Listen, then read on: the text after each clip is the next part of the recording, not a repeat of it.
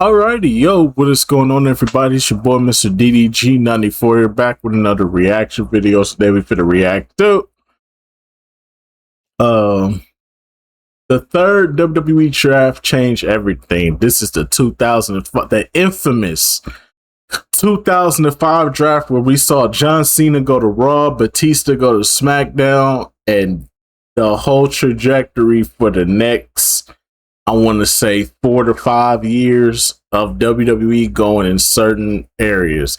But without further ado, let's get right into it. SmackDown superstars coming to Raw, Raw coming to SmackDown, back and forth for an entire month. It's going to be the most sensational thing that's ever been done in the history of this business. We've covered 2002 and 2004, but it's time to talk about arguably the most important draft in WWE history. But before we get into the draft itself, let's go back in time to 2005 and take a look at where both Raw and SmackDown were heading into the 2005 draft. SmackDown was the A show. If you're the WWE champion, you could wind up on Raw. I don't care if you're the world heavyweight champion, you could wind up on SmackDown. Coming out of WrestleMania 21, SmackDown and Raw were in two very different places. The booking was not perfect, but SmackDown was actually in a really solid spot. No, SmackDown was the A show, bro. Fuck all that bullshit. I'm tired of niggas disrespecting SmackDown.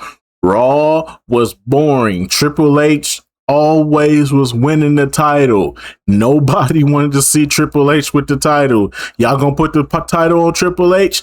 Okay, we over here with Eddie and them going crazy. Because Eddie and them over there going crazy and shit with the title. So we gonna be over here with them niggas. When y'all get y'all shit together, we will come back. But other than that, though, yeah. SmackDown was the A show, nigga. Get it right. Let's stop that. Let's stop right there. SmackDown was the A show between 2004 to up until Cena got drafted to Raw. It was SmackDown was the A show. Fuck you mean? Cena experiment had proven to be a massive success, and John had just been launched into the main event, becoming the WWE champion after an iconic feud with JBL. John Cena was arguably the WWE's hottest new star post WrestleMania 21, and he was bringing in a whole new generation of WWE fans. But on top of that, the SmackDown roster was already pretty stacked heading into the draft, featuring top stars like Eddie Guerrero or JBL. Plus, SmackDown had also built up a ton of new talent, like Carlito and MNM. Don't get me wrong, the show did still have its fair share of issues, but it was still an entertaining product week to week. In terms of Raw though, the Red brand was really struggling, and the ratings were definitely showing this. Of course, when stars like Stone Cold left in 2002, Raw's ratings were naturally going to decline a little bit. But the numbers just continued to drop for the next 2 years, and never truly recovered until like mid-2005. To be fair, around the time of this draft is when things were starting to improve a little bit. For example, Edge had just won the Money in the Bank briefcase, and Batista had just ended Triple H's reign of terror. Things were looking up, just the show was still pretty boring week to week, so Vince McMahon would announce another draft lottery. The draft begins 3 weeks from tonight, but it's not going to be a draft night. It's going to be an entire month of draft choices. It had become somewhat of a yearly tradition to do the draft lottery directly after WrestleMania. But for 2005, the event was delayed until June, and this wasn't the only change. In 2002 and 2004, both draft events took place on a single night, and exclusively on Raw, whereas the 2005 version took place across 4 weeks, with the reveals happening on both SmackDown and Raw. Sadly, this was when the WWE started to milk the draft for ratings, and to prove it, here's a clip of Bruce Pritchard explaining why this change occurred. Instead of doing everything in one night across the two brands on different nights, it was a way to, yes, stretch it out and get as much bang for the buck as we possibly could, but also to fuel speculation. This will only get worse in the following years of the draft, so make sure to subscribe, as I plan to cover every single WWE draft like ever. But for now, let's actually dive into 2005. Last night, I had the opportunity to select Raw's very first pick, the single biggest acquisition in Raw's history. The event kicked off on June 6, 2005, with Chris Jericho welcoming Raw's first mystery draft pick down to the ring for an interview on his highlight reel talk show. I got the call. They say John Cena is officially Raw. As I said, Raw had been experiencing a massive decline in ratings over the past 2 years leading up to this draft. And if you look at the numbers, John Cena's move to Raw was one of the first things in years to actually stop the decline, at least temporarily. This did get old quickly, and by the late 2000s and early 2010s, many fans were pretty sick of John Cena, especially with this era introducing us to a completely different version of John. It didn't happen right away, and we did get some really good stuff from John in his first few years on Raw. However, by 2009, it was starting to feel stale. At the end of the day though, the numbers do not lie, and this was probably one of the most historically significant draft picks in the brand split's history. Sure, if you're an Attitude Era mark, then yeah, this was probably when you personally stopped watching. And to be clear, there's nothing wrong with that at all, just saying. But this one draft pick launched an entirely new era for Raw. A few days later on SmackDown, JBL would interrupt general manager Teddy Long during the show's opening segment, and this would eventually lead to the announcement of SmackDown's first draft pick. Ladies and gentlemen, show your love for Chris Benoit!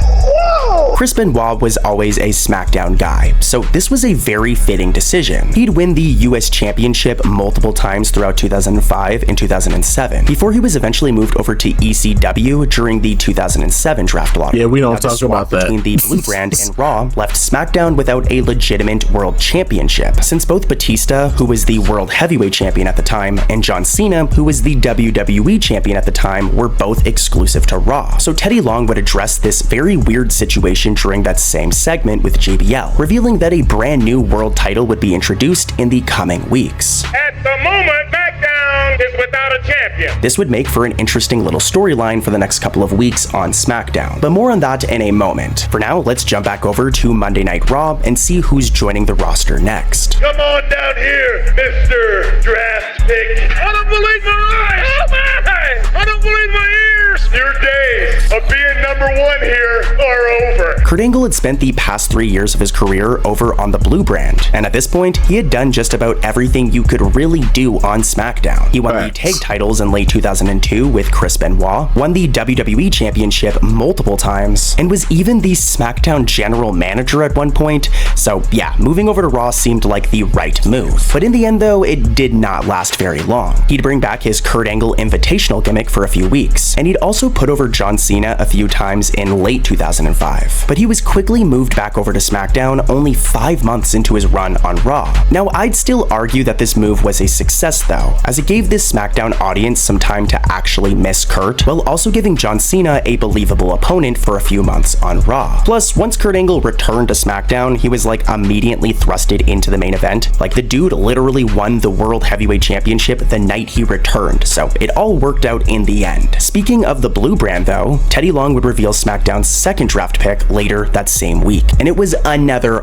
big one. The Legend Killer is officially on SmackDown. We had gotten a little taste of it at WrestleMania 21, but this move ultimately led to the storyline that, in my opinion, made Randy Orton, and that's his iconic feud with The Undertaker. A lot of people like to cite Triple H and Evolution as the things that got Randy Orton over, but I'd say that his 2005 run on SmackDown and this feud with The Undertaker are what truly pushed Randy into main event status. Yeah, because he was on his own at that He'd go on to main event WrestleMania 22 along with Rey Mysterio and World Heavyweight Champion Kurt Angle. Sure, he never actually won like a top title on SmackDown, at least during this particular run, but his time on SmackDown is what elevated him to the main event. Just if only the dude didn't get caught smoking weed backstage, as for those of you who don't know, this is actually what led to Randy's suspension and eventually moving back to Raw when he would make his return. But yeah, after weeks 1 and 2, I'd say that this draft was pretty solid. Raw's next draft pick would be revealed on the June 20th episode of Raw. Raw has done it again. We are 3 for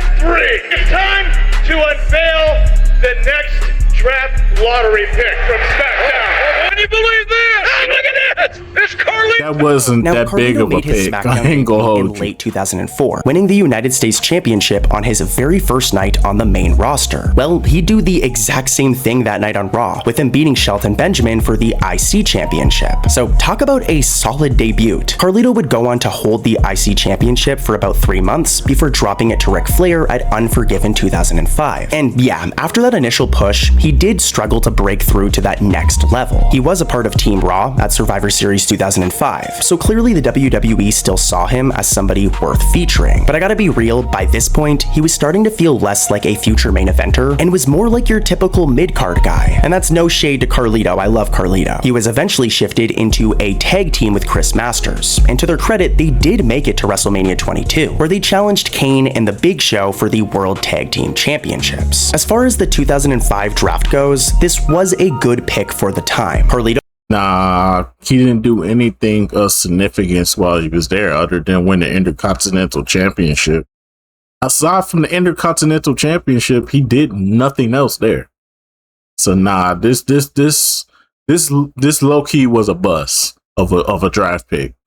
gave Raw another fresh personality, and for the first few months, Carlito's move to Raw actually worked out. I feel like he should have stayed on SmackDown. He would have benefited more if he stayed on SmackDown. As the newest SmackDown superstar. But of course, this move is mostly remembered for how quickly it all fell apart. He's a tennis. As just a few weeks later, WWE aired the infamous Hassan, Daivari, and Undertaker angle on SmackDown, where 5 masked men attacked The Undertaker while Muhammad Hassan prayed. This controversial segment just so happened to air on the same day as the 2005 London bombings, so it caused a massive mess, and UPN, the network that aired SmackDown, pretty much banned the WWE from using the character. Moving on though, the 4th and final week of the 2005 draft was very loaded, with both Raw and SmackDown receiving 2 draft picks instead of just 1. And for Raw, their first pick of the night was The Big Show. This is the biggest draft pick yet! By this point, The Big Show had been on SmackDown for like almost 3 years. His run on the Blue brand had been pretty eventful. For example, he beat Brock Lesnar for the WWE Championship at Survivor Series 2002. Big Show also won the United States Championship from Eddie Guerrero in 2003, and by 2005, he was still being used around the WWE title picture against JBL. So our boy had momentum, but I don't know if this move to Raw was the best choice ultimately. He ended up being in a tag team with Kane, as I mentioned earlier, and they did win the tag team championships. But this was pretty much the ending of Big Show being presented as a main eventer, at least compared to his booking over on SmackDown. Later that night, the draft picks would continue, with Raw's final draft pick being revealed during a talk show segment with Carlito. Eric Bischoff didn't want me to make a big prediction out of it, but let's just bring this person out. Ladies and gentlemen, the final draft lottery pick, whatever, let's get him out here.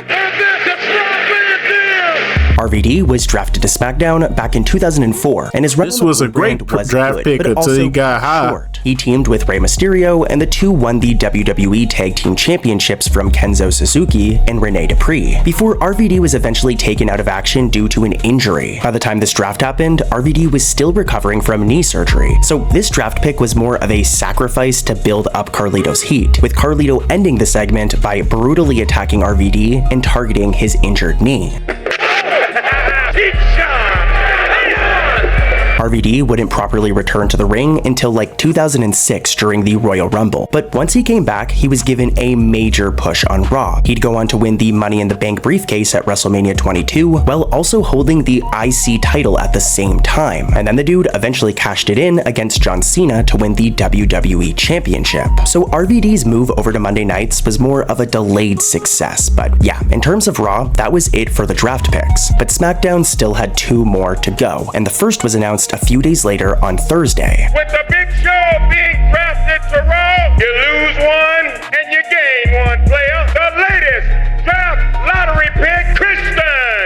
Wait a minute, Christian is somebody who has always gotten close to the main event, but could never fully reach that next level. And honestly, it wasn't really his fault. From 2003 to 2005, Christian did some really good work on Raw, but it has been reported many times in the past few years that Vince McMahon simply did not like Christian's look, and pretty much refused to push him as hard as other Raw stars. This only continued once he was drafted over to SmackDown, and because of this, he'd eventually leave the company only 4 months later, once his contract expired. And this isn't just speculation on my And he went on that TNA run. Explaining I ain't gonna lie, his exactly TNA why run he was left kind the of company lit. after the draft. Did a little TV program with Batista, and we went over to the UK, and he was the biggest babyface star in the company, and I was supposed to be a heel, and they booed him out of the building, and they cheered for me. I was like, you're not even gonna give me the chance to prove that I can do this. That bothered me, maybe because they didn't see me as a big enough star at the time to be able to carry that, so that was kind of me the writing on the wall. I was like, nothing's gonna change unless I change it myself. In the end, sadly, SmackDown's 4th draft pick just didn't really pan out, but fortunately, Teddy Long still had one more draft pick left. Best one yet. Get ready for the final draft lottery pick, Batista!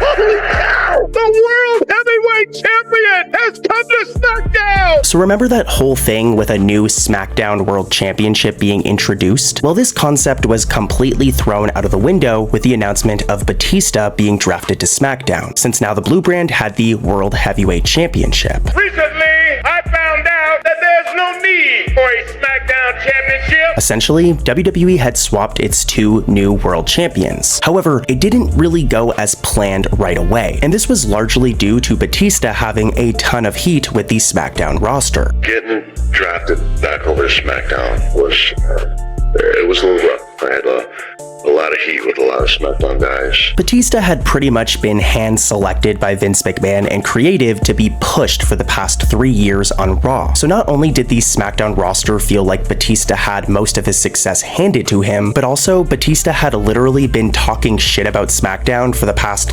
year or two, constantly putting down the SmackDown roster in interviews, calling them lazy and saying that SmackDown superstars have a lack of work ethic. When he went, Bruh, SmackDown roster was washing y'all in the ratings. Don't talk to us. Them niggas was over there going crazy. Eddie, Ray, Cena, Booker T, all them niggas over there was going crazy. Meanwhile, it was just Evolution versus the entire roster every fucking night. Fuck out of here.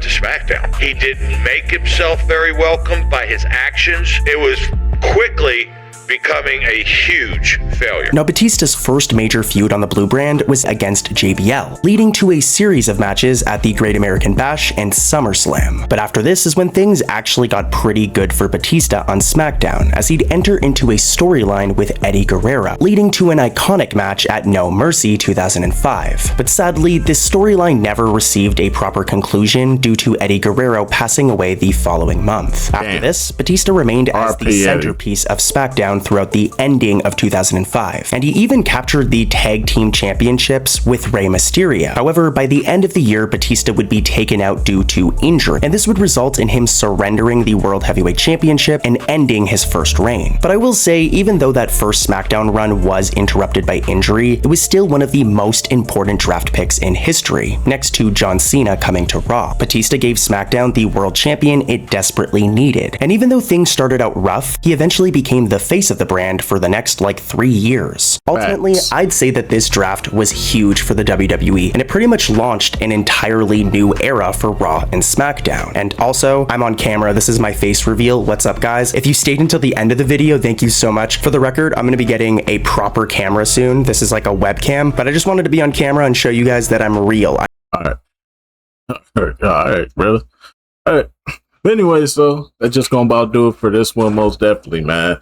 Hey, this was, without a doubt, the most important and greatest draft they ever did, bro.